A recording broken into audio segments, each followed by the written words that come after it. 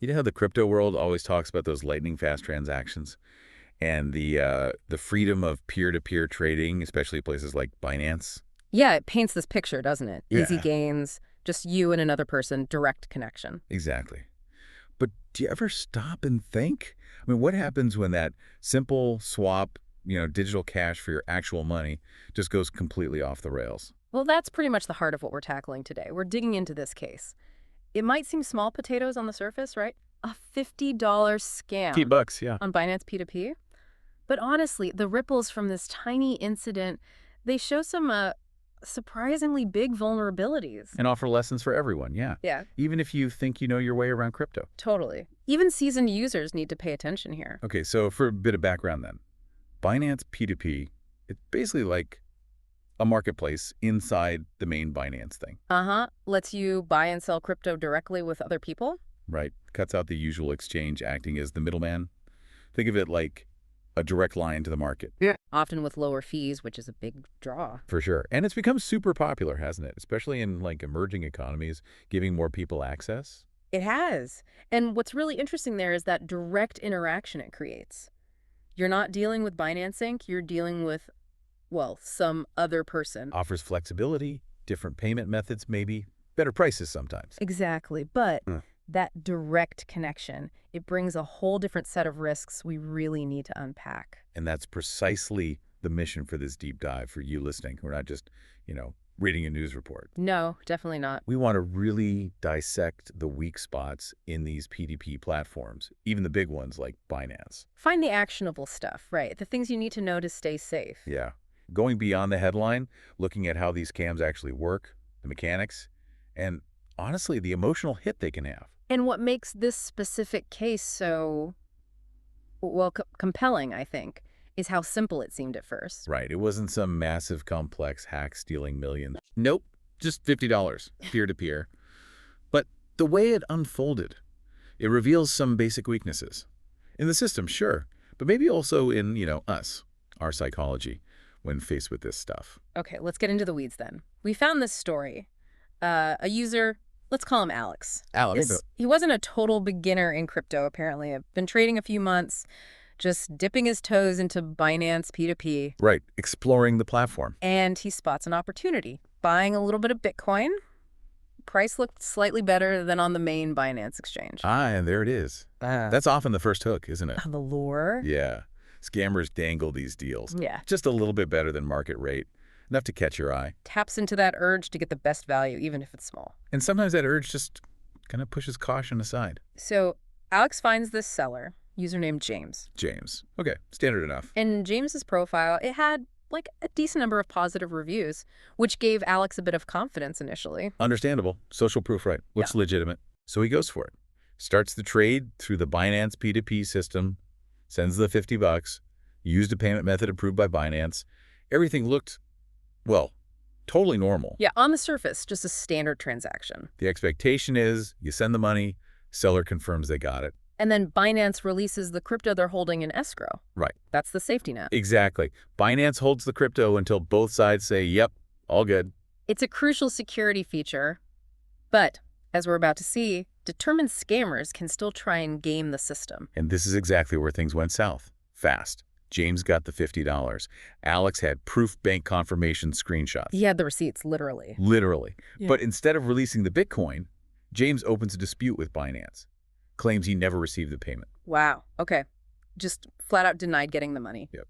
Can you imagine? The immediate, frustration, disbelief. Alex did his part, sent the cash. And suddenly he's stuck, trying to prove he actually paid. What a nightmare. Instantly stressful. And this exposes that weakness, right? Mm-hmm. In any system relying on people reporting honestly and then dispute resolution. Absolutely. I mean, platforms like Binance and Investigate, sure, but it takes time. And while that's happening, you're just twisting in the wind. Super anxiety-inducing. And that's often when scammers pounce, right? They use that anxiety to try to push you off the platform. Which is exactly what James did next. Started pressuring Alex, hey, let's talk off Binance. Oh, classic move. Said it would be faster, easier to sort out directly. Private message app. Uh-huh. The let's take this offline tactic. And Alex, worried about his money, wanting his Bitcoin. Yeah. He made that critical error. He agreed. Move the chat. Yeah. That's the moment things get really dangerous. Moving off platform is just a massive red flag. In any online finance thing, really, but especially crypto. Totally. You step outside those official channels, you lose the security, the oversight, the record keeping the platform provides. Scammers know this, obviously. They Mhm. want to isolate you, get you somewhere private where they can work their tricks without scrutiny. Makes sense. Less chance of being caught by the platform systems. And once they were talking privately, James's real game became clear pretty quick. It wasn't just about the $50 anymore. No way. He started asking for more stuff, more personal info, even demanded more small payments. Seriously. More money. What was the justification? Supposedly to verify the first payment and finally release the Bitcoin. It was just absurd. Wow. Extortion, basically. Yeah. It clicked for Alex then. The Bitcoin was never coming. He'd been scammed. So what started as a simple dispute over payment just blew up into this manipulation and demand for more money. The initial $50 was bad enough, obviously. Financial hit. But the rest of it, the manipulation, feeling tricked, realizing you were targeted, that adds this whole other layer, doesn't it? Oh, absolutely. Psychological distress. It wasn't just about money anymore. It was like a violation of trust. And the source we looked at really hammers this home for Alex. That $50 loss, it cut deep. Wasn't just pocket change. No, it was part of his savings, money he was hoping, to grow with crypto. This whole thing just shattered his confidence. Not just in Binance P2P either, right? Yeah. But like crypto investments generally. Yeah, it left him feeling really vulnerable, hesitant to even participate anymore. That's such a crucial point. The emotional fallout from being scammed, Yeah, it can be way bigger, lasts way longer than just losing the cash. definitely. It erodes trust, not just in that one platform, but the whole ecosystem sometimes. Creates fear, anxiety. Stops people engaging with technology that could actually be beneficial. Exactly. One bad experience ripples outwards, affecting future decisions. Pretty sobering, isn't it? Even with measures like escrow, which Binance does have. Yeah, it's a major feature. Determined scammers can still find ways around it, especially if they convince you to ditch those protections, move the chat, trust them instead of the system. The escrow is good, it's valuable, but it relies on everyone playing by the platform's rules, communicating within the system. If one person, the scammer, pushes the other to go outside those rules, It effectively bypasses the security. The escrow can't help if the dispute is happening over some private messaging app. Okay, so let's really boil down the key takeaways from Alex's mess. The red flags people need to watch for. Right, let's list them out. 1. Drawn in by that slightly too good to be true price. Check. Always be skeptical of outliers. 2. Sends the money, seller falsely claims they never got it. The sudden denial. Big warning sign. 3.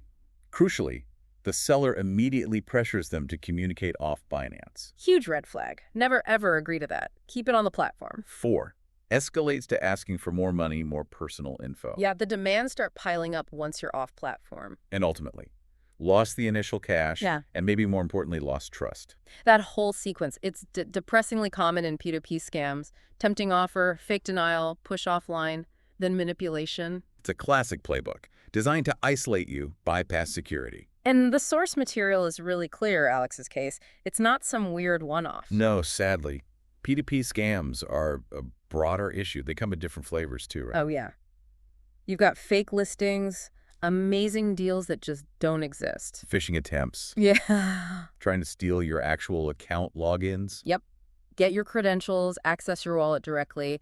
Then there's manipulating the dispute process itself, like James did, trying to game the system. And just outright payment fraud, like sending fake payment confirmations. It's a minefield sometimes, and you have to understand, even though platforms like Binance pour resources into security, They do try, yeah. the nature of crypto, decentralized, peer-to-peer, it means you, the user, have to be proactive. You've got to guard your own funds, your info. Scammers keep changing tactics too, don't they? Getting smarter. Constantly evolving, so you need constant vigilance. Ongoing education is absolutely key. It really hits home, that point, you know? Yeah. The convenience of P2P, the lower fees, it's attractive. It really is. But it comes bundled with these risks. You're dealing one-on-one with a stranger, essentially. You got to stay sharp. Exactly right. No platform, doesn't matter how big or reputable, is totally immune. Scammers look for the easy route. And often that means exploiting us, our behavior, especially when emotions get involved, fear of missing out, wanting a quick fix. They cloud our judgment. So it leaves us with this thought, right? Considering the convenience, the lower costs that pull people towards P2P, How do we as individual users best balance that appeal with the very real, always present danger of these scams that are getting more sophisticated? Yeah, how do you navigate that tension? And Yeah. what's the platform's role in this? What responsibility do they have to keep adapting their security, their user education to actually stay ahead? It's a tough equation. And Alex's story, even though it's just $50, wow, it's such a powerful reminder, isn't it? How much is really on the line, how easily it can all go wrong if you let your guard down, even for a second.